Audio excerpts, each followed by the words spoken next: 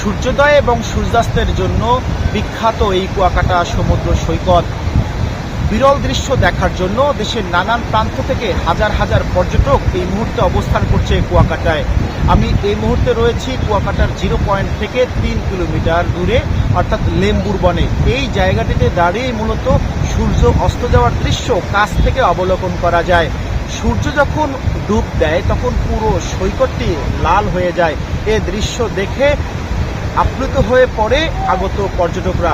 আমরা এই মুহূর্তে এই জায়গাটিতে অনেক পর্যটক রয়েছে, তারা উপভোগ করার জন্য এখানে আসছেন। আমরা কথা বলবো একজন পর্যটকের সাথে।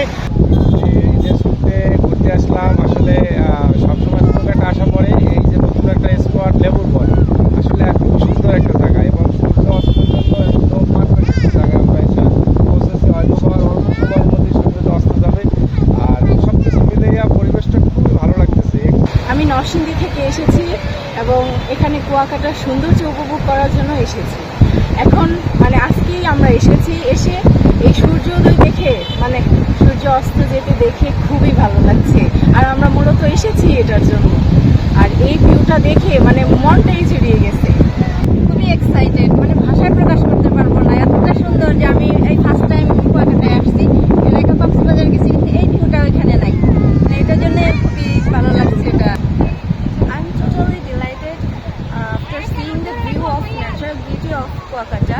Actually, I have came here with my family for spending the Eid vacation here.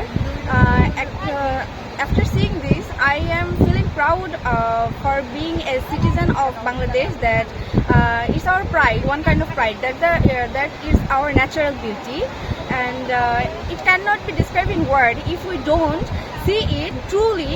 If we want to describe the beauty of Bangladesh, if we want to describe the natural beauty of Kuakata, করার জন্য Kuakata plan নিয়েছি। এখানে আসতে আমার